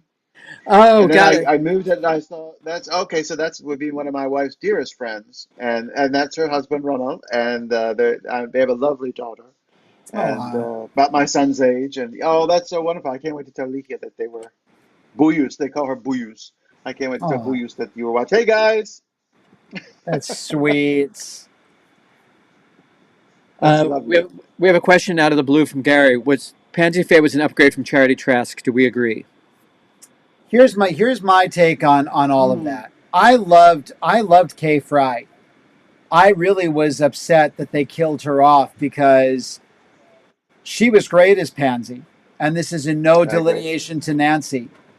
My gut tells me Nancy liked playing the outlandish characters. And I kind of wonder if it wasn't bandied about like, you know, I could play that part, I Right. could, and that's maybe where the possession thing came into it. That's just, I never talked to Nancy about that. I know she loved being the dance hall girl, but I wish they had left Kay Fry, even though I adore Nancy's performance. She was really good, and I think she could have been a really good asset as an ongoing. Even if she had gone on to play another character, it would have been. I think it would have been cool. I just think that I, Charity Trask was so boring that I think, yeah, see, Charity. No, I do agree. She could be a rather a rather dip, but rather a dip. But what I liked about Charity Trask, and to Miss Barrett's credit, was that when she was with Barnabas, she was in that sort of Victoriana high collar and all of that, and the hair pulled back, and the daughter of a pastor and all of that kind of thing, a preacher. But then when she would be with Barnabas, her voice would get like Fright Night. I know. Like like Amy's curly hair, and then suddenly she's in one of those sexy nightgowns. It was very different, and she would be very different when Barnabas would, her voice would go deeper yeah, and get more sultry. So she added touches that made the character more interesting, but Pansy Faye was a much more exciting, sure. and she got involved with the fun. I mean, she got involved with the fight. She got into the fray, dear Pansy. So, yeah, I agree. It was a bit of a step up, shall we say? Definitely a step up. But like Kay Fry, Kavada Humphreys, who I was watching the other night as Madam Finley, why don't you answer me? Um, she was another one I wish had stuck around or come back as somebody else. She had the look too. Yeah, Madam Finley had the look of the show. She had I'm not saying she was unattractive. I'm saying she had the horror look, like kind of a Dame Judith Anderson or Martita Hunt in Brides of Yes. Dracula, that aquiline Yes. nose and all of that kind of thing. It was sometimes she was a handsome woman. A handsome. that's right. That's right. That's right. She would have been a good Bethia Mapes. Oh God. That's one of my favorite characters. And she's gonna end up in my 5 episodes. I got big She, plans for you, baby. she's That's a yeah, great fight. she's oh, that's wonderful. Yeah, that's wonderful. And again, I would have loved to have seen more with Dennis Patrick, and perhaps had the show continued. Although when he getting back to Paul, he had to get out, and they said, but you've got Yeah. to be in the coffin, so we got to take a picture of you in the coffin. And there's that, I mean, it's hysterical. I always wanted him to autograph that photo. I never had a chance for him to do it. There he is in the coffin.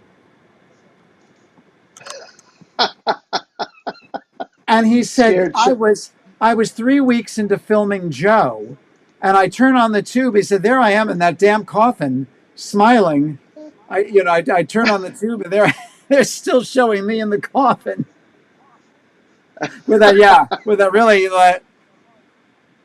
Cha cha cha cha.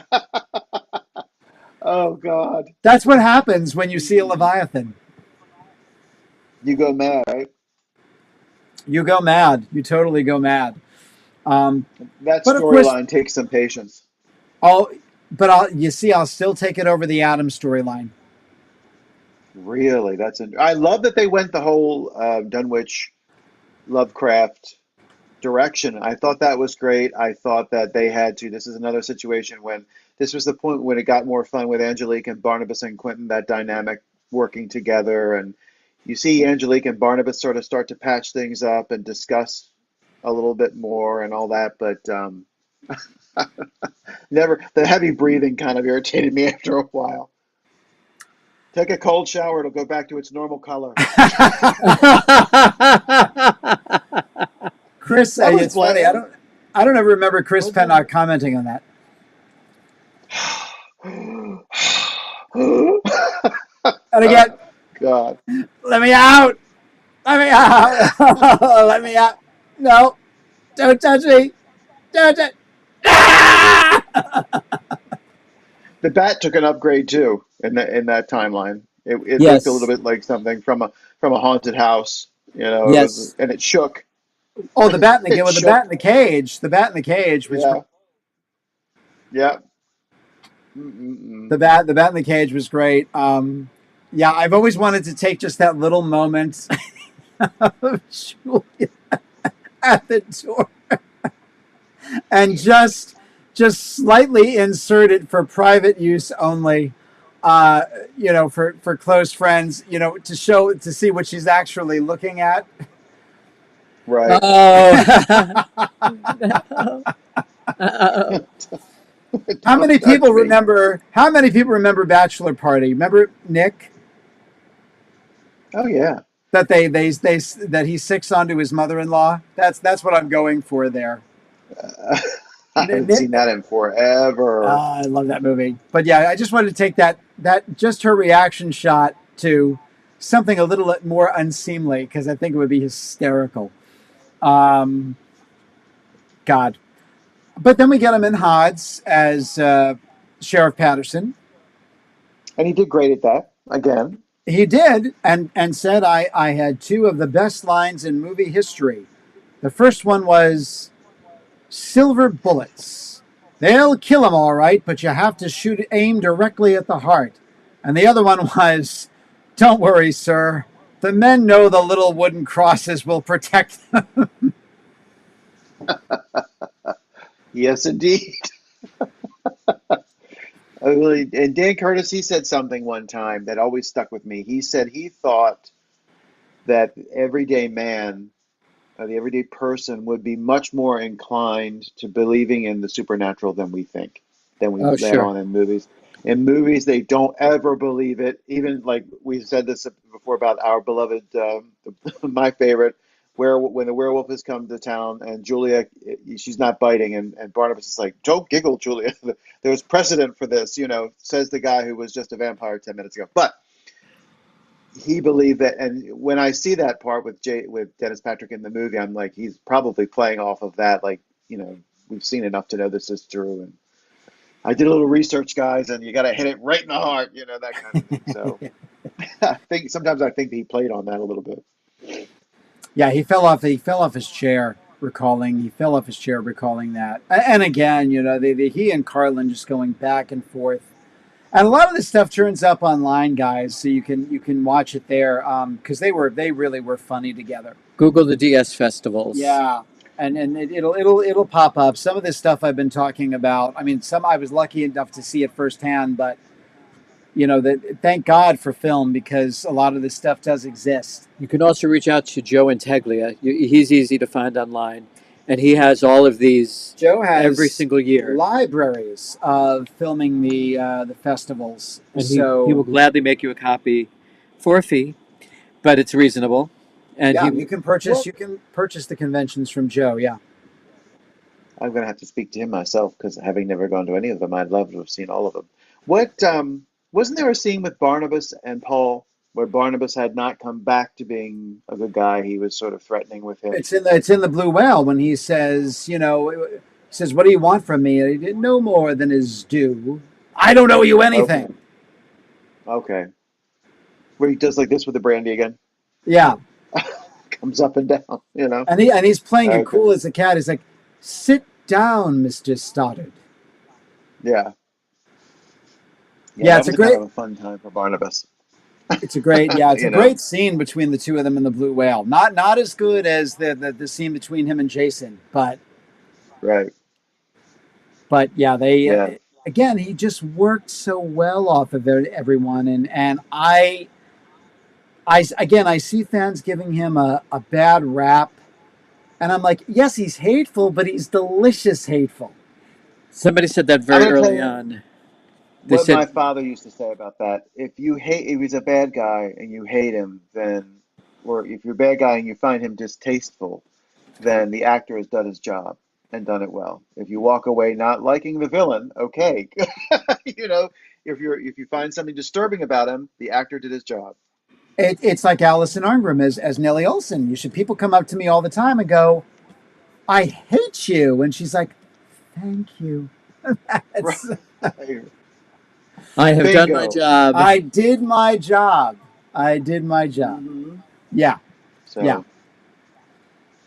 Who knows who he would have come back? I can't even, like, offhand, I can't even think of what might have been if the show had gone on, you know, if Mr. Curtis hadn't been such a numbskull and we had gotten another year and they had come back into the present day. I can't imagine Dennis not having ever come back at all. I'm sure he would have. I wish that they could do, I mean, if we could freeze time and do all of these wonderful magical things, I would like to have seen him in the Collins family in like the 20s or 30s Sure. when, during, like the Lar Parker suggested, where they were involved with bootlegging and all of that. And I think he would have been a grand character in that time frame, you know, had he been young enough to do it and healthy and all of that. Absolutely. Absolutely. Yeah. We were in those initial discussions with Lamar around Elizabeth's backstory. Oh, really? Yeah. Was she asked? You know, she would ask. Peter gave her a couple of pages of notes of ideas that he had. She Oh, was wow. always open to Yeah. listen to, you know, what are your thoughts or whatever. I know she went to several people within fandom. And, Oh God, yes. and asked, you know, those questions. And then, of course, there were parameters with the estate. There were things that I can't write this and I can't write that. And there's, you know, certain things that I could, you know, she couldn't do. She wanted her to go to a speakeasy and there'd be drag queens at the speakeasy. And that was one of the things that the estate wouldn't let her write about. But just that Elizabeth was such a free spirit that she welcomed everybody. Right. So, yeah. Well, Lamar loved drag. And what Lamar a loved nod drag. to Joan Bennett's career too, that she gave her. What a nod to her career, you know, Yeah. and all of that. I mean, For those of you who don't know, Lamar's daughter, Katie, she has 2 sons and a daughter, but Katie actually followed Peter for a year and created a documentary on Peter because Peter, as he told at the top of the show, is a Judy Garland tribute artist. It was her graduation project. It was her graduation. And it was Lamar's idea. Yeah, and it was just her graduation project from the Philadelphia School of the Arts, and for her as a senior to get her bachelor degree. And the documentary is called Becoming Judy. And it's really, really well done. It was fun. Yeah. It was fun. So It was fun. is it available anywhere? There's just a trailer that's on YouTube. And then she sent me the finished product. I don't know where that is. And then we've talked about extrapolating on it for years.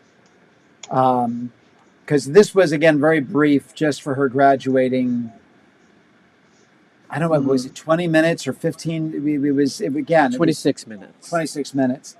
But John had gone to them and said, you know, can we extrapolate on this? And Lamar said, I think you should. You should do something more with this. And so much has happened since then. But that seems like, God, that was 2006 and 7. So it was around there. So It was 2007. It was released in February of 2007. Yeah. So it's a while ago now. But at any rate, I'll send you a copy of it, Michael. Yeah, I would love to see that. Yeah. Thank you. Bringing it back around. Does anyone out there any questions that we've missed or any comments or favorite moments that you have? We haven't missed anything yet, though people want you to know that your Grayson Hall stock gestures are even brilliant. Thank you. She's fun. She's fun. We love Grayson. Are we still there? We're still there. Okay, I wasn't sure. The computer went woo for a minute, so I wasn't sure. I want to say I thought there was a Grayson. Oh, Dennis Patrick. He said she was the best snorter. And have a snort or it just the latter. The latter, and he said she could hear the worst news, blood in the streets, guts, war, and she would just go, well, we have to go on. That sounds like Julia, though. But they you know, steal from yourself, I guess. You know, that sounds very much like something Julia would say. Yeah, Julia. but That was her, well, we have to go on. And Yeah, so look for that. he never did a scene with Laura Parker, did he? I mean, obviously not as Jason McGuire, but No. No, because she wasn't terribly involved with the Leviathan timeline. no. Yeah, because she comes in at the end. Yeah. She comes in at the end, which that's another Okay. conversation we'll have. It's like people go after Barnabas. Sky Rumson, of those two husbands, Sky Rumson was the Yes. douchebag of them all, in my opinion. And Mark Smith, to answer your question or your statement, to agree with you, Dennis, Patrick, and John Carlin were very, very close friends. They liked each other a lot, as is evidenced in all of those panel discussions. They Oh did. yeah, yeah, yeah. He So said cut from the same mold. he said flat out again.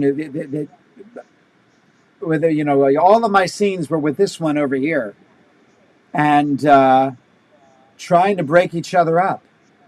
Because it was always Carlin's reaction to Willie that he would go, Nick Caputo always said he sounded like Willie.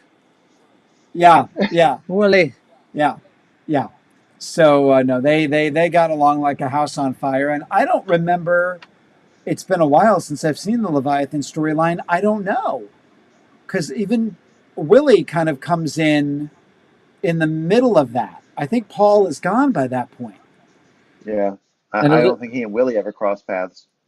And a little Golden Girls crossover trivia. Mr. Strack, who Paul Stoddard makes the deal with, the head Leviathan, is the gentleman from Golden Girls. Rue McClanahan has ties to, so she's got Ham, the guy who wouldn't sleep with her. That's Mr. Strack. And then Mitch Ryan is her abusive boyfriend, Rex Huntington. And that was on when the new Dark Shadows was on. That episode aired when the new Dark Shadows was on. I have it taped, and there's a promo for the new Dark Shadows in between Golden Girls. So it was really weird. But, and then she did a play called McBird off Broadway with Roger Davis, who was playing Bobby Kennedy. She was understudying for Elizabeth Wilson, who plays Mrs. Hammond in the first year of the show, Vicky's guidance counselor. Rue has all of these ties. She has all of these. And George Devereaux, her husband, was apparently George Grizzard in real life, was very, very, very, very, very, very close friends with Jonathan Frid. They were lovers. They were lovers for many, many years, off and on. That's what we've heard.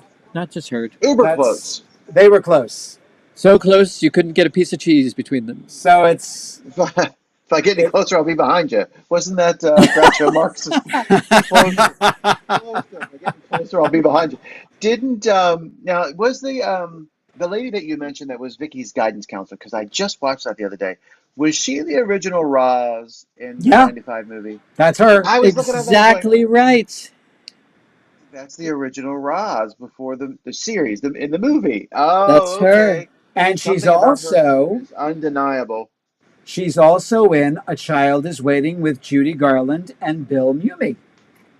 So we have just done a complete Dark Shadows, Golden Girls, Judy Garland, Lost in Space tie-in. Who 6 knew? degrees of.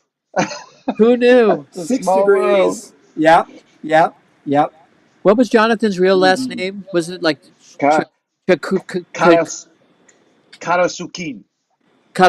Karasukin. Got it. Karasukin. It's a Russian name. Got it. When he said I didn't... that they all wanted to legally change it. They all went to the father and said... The father was the only one. He was very proud of the name, but Jonathan and his 2 sisters, what do you say, suffered the tortures of the damned as a result of that name. I was always the boy whose name starts with... So they for $30, we became the Harrises. That's right. So, yeah. That's right. Yep. Talk about someone who would have been great on Dark Shadows, which we'll get to that conversation. I would have loved to have seen Jonathan Harris on Dark Shadows. Oh, me too. He played the devil or an emissary of the devil in one of the old live television Lights Out. You can actually see it on YouTube, and I'll they've look for got that. the mustache and the goatee, and he looks he reminds you a little bit of Humbert Allen Estrado a little bit Oh, wow. in his looks. Yeah, he does a really good job. Yeah, he has that look. Also, there's a Dark Shadows look or a horror look, and then he has that kind of face. And remember too, guys, if you do, again, I believe it was uploaded, because if you try to find this, it goes for a pretty penny. I mean, you might find a copy for like $80 if you're lucky.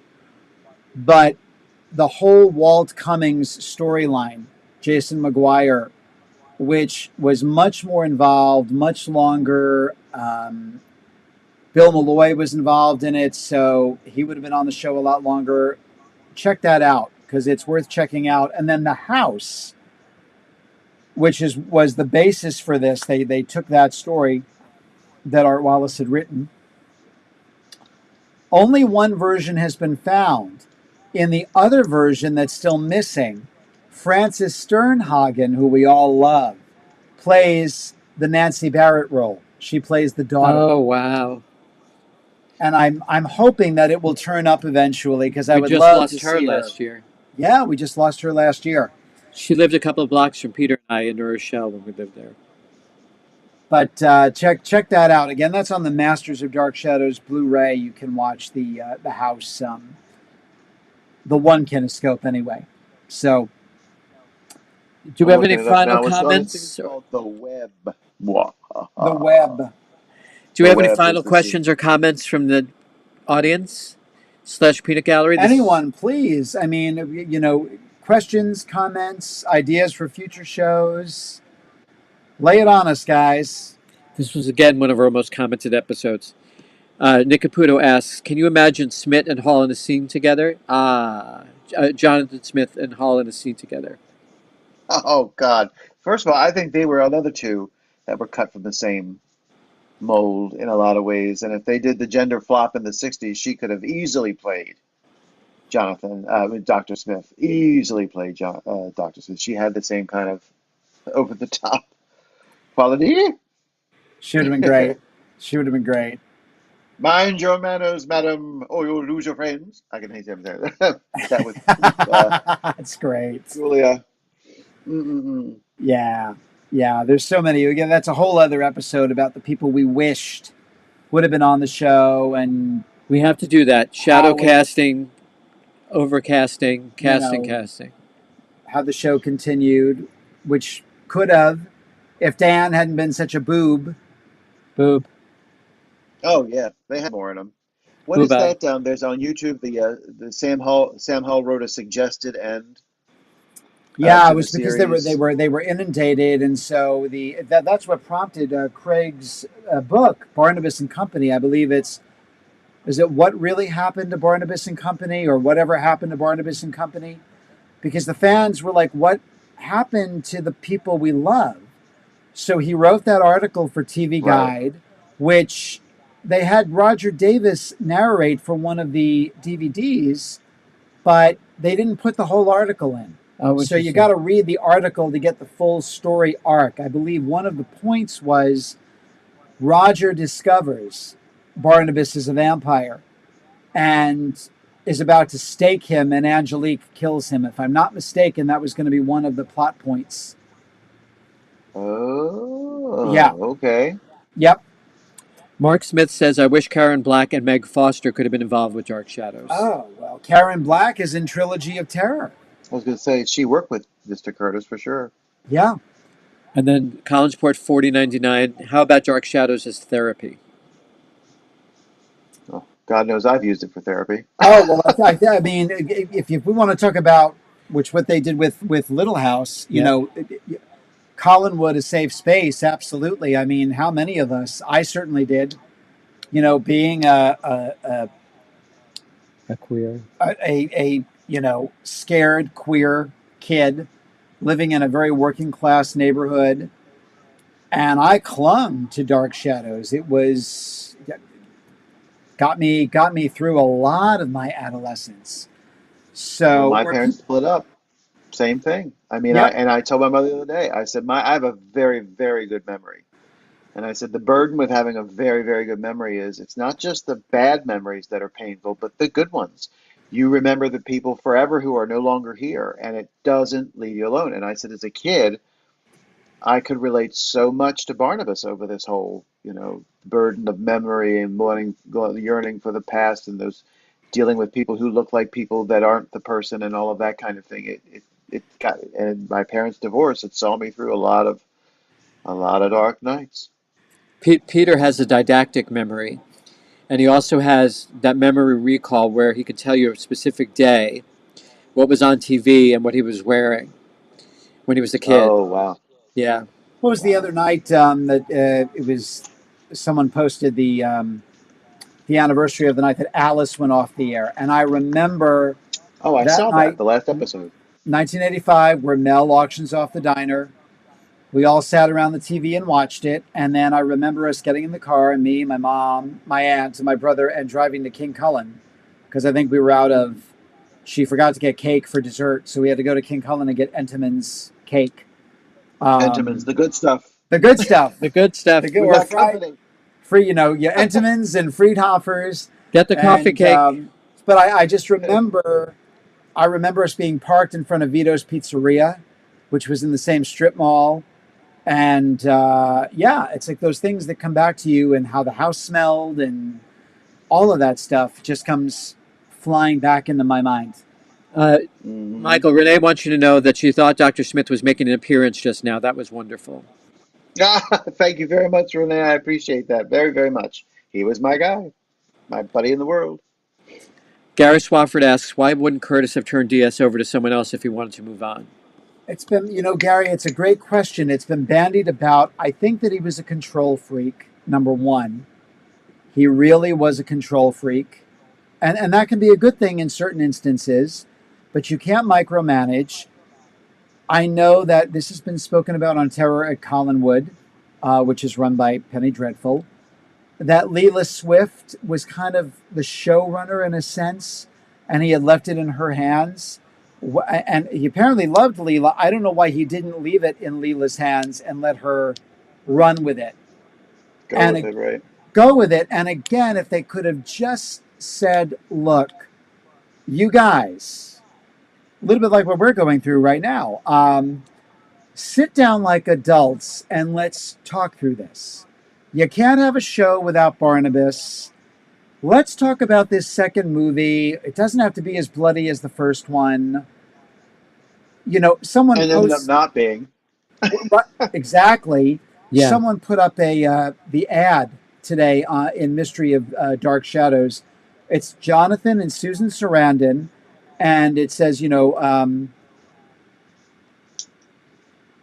discontinued or whatever it says, and it talks about this spring, Dark Shadows and A World Apart will be taking their final bow on ABC, and Jonathan Frid and Susan Sarandon will be going off to bigger and better things.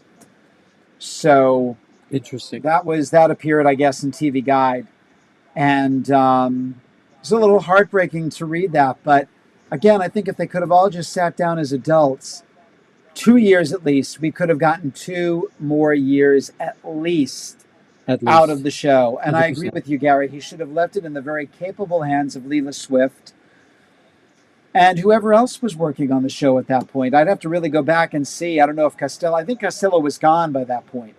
I don't think Robert Who asked the Costello, question? Gary Swafford. Swafford. Gary Swafford. Oh, I was going to say there's a word in where my family's from for that. Testadura. 2 words. Hardhead. He was a Testadora. hard. Yeah, he not easy. Capadost. Gabados. Yeah. Uh-huh. Mm-mm-mm. What was that about King Johnny Romano? Uh, I saw Nick posted something. Nick says, I guess King Johnny Romano's wasn't in your neighborhood. I love King Johnny Romano's. So let's have that discussion. No, we had Vito's, Carmela's, King Umberto's. We had King Umberto's. That's who we had. And roses. And Roses, which is the best You Sicilian can't pizza. beat roses. The best Sicilian pizza in the world. Yeah, Hands down. hands down. Well, guys, thank you so much What a great episode. for Thank joining you. us again tonight. The 2 hours flew by. Hopefully, we didn't bore you. We love Dennis. Dennis, wherever you are, up there in the great beyond with Johnny Carlin and Grayson and Jonathan and Joan, you're having a blast and laughing at us, keeping this silly show alive with our podcasts. But we love you, Mr. Patrick, and thank you for the memories. Thank you for the memories. Nobody could have played No. Jason Maguire. Although I will say I stand by Alan Leach. In a newbie, Alan Leach is my choice for Duly for a new noted. Jason Maguire or a descendant of Jason Maguire. So thank you, Michael Panzerato. Oh God, thank you guys. I love Thank this. you. Thank you, John. And we will be back next week. Stay tuned for a topic. And remember, guys, whatever you hear, good, bad, or indifferent about the Lyndhurst event, please feel free to reach out to us. We are here to Discuss it. We want to know what's going on. And comments, questions, like, subscribe, show ideas, send them all our way. And stay in the shadows.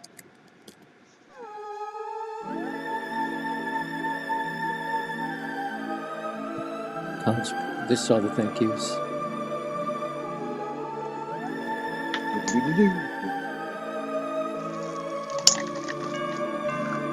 Great show. Thank you for the behind the scenes stories.